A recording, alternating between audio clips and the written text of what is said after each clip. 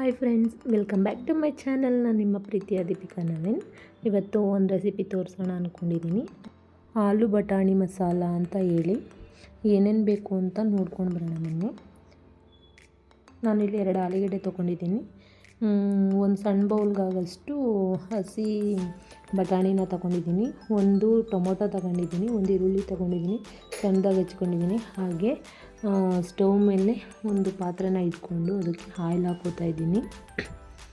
ಅದು ಕಾಯ್ದಿದೆಯಾ ಅಂತ ನೋಡಿಕೊಂಡು ಅದಕ್ಕೆ ಈರುಳ್ಳಿನ ಹಾಕೋತಾ ಇದ್ದೀನಿ. ಅದನ್ನು ಚೆನ್ನಾಗಿ ಫ್ರೈ ಮಾಡ್ಕೋಬೇಕು. ಈರುಳ್ಳಿನ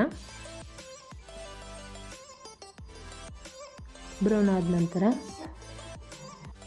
ಶುಂಠಿ ಬೆಳ್ಳುಳ್ಳಿ ಪೇಸ್ಟ್ನ ಆ್ಯಡ್ ಮಾಡ್ಕೋತಾ ಇದ್ದೀನಿ, 1 ಸ್ಪೂನು.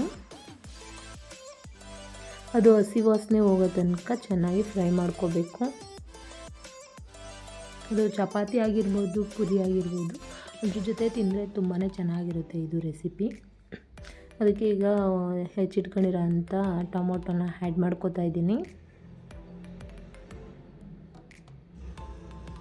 ಚೆನ್ನಾಗಿ ಫ್ರೈ ಮಾಡ್ಕೊಳ್ಳೋಣ.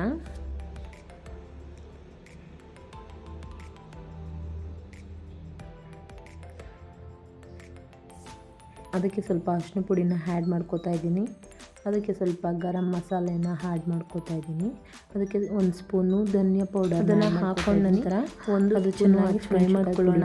ಆ್ಯಡ್ ಮಾಡ್ಕೊತಾ ಇದ್ದೀನಿ. ಹಾಕ್ಕೊಂಡು ಚೆನ್ನಾಗಿ ಫ್ರೈ ಮಾಡ್ಕೊಳ್ಳೋಣ. ಫ್ರೈ ಆದ ನಂತರ ಆಲೂಗೆಡ್ಡೆನ ಬೇಯಿಸಿಟ್ಕೊಂಡಿದ್ನಲ್ಲ, ಅದನ್ನ ಚೆನ್ನಾಗಿ ಸ್ಮ್ಯಾಶ್ ಮಾಡಿ ಇಟ್ಕೊಂಡಿದ್ದೀನಿ. ಅದನ್ನು ಹಾಕೋತಾ ಇದ್ದೀನಿ. ಅದು ಎಲ್ಲನೂ ಮಿಕ್ಸ್ ಮಾಡ್ಕೊಳ್ಳೋಣ.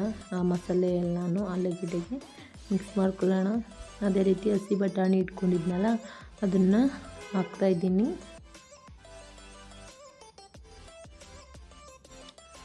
ಹಾಕಿದ ನಂತರ ಎಲ್ಲನೂ ಸೇರಿಸಿ ಮಿಕ್ಸ್ ಮಾಡ್ಕೊಳ್ಳೋಣ.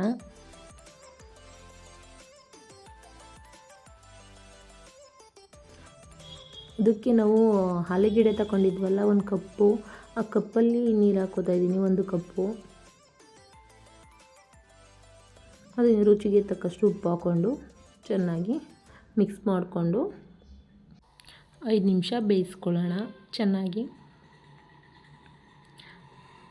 ಬೆಂದದಕ್ಕೆ ಸಣ್ಣದಾಗಿ ಹಚ್ಚಿಟ್ಟಿರುವಂಥ ಕೊತ್ತಂಬರಿ ಸೊಪ್ಪನ್ನು ಆ್ಯಡ್ ಮಾಡ್ಕೋತಾ ಇದ್ದೀನಿ. ಈಗ ರೆಡಿ ಆಗಿದೆ. ಅದನ್ನ ಮಿಕ್ಸ್ ಮಾಡಿ ಗ್ಯಾಸ್ನ ಆಫ್ ಮಾಡೋಣ.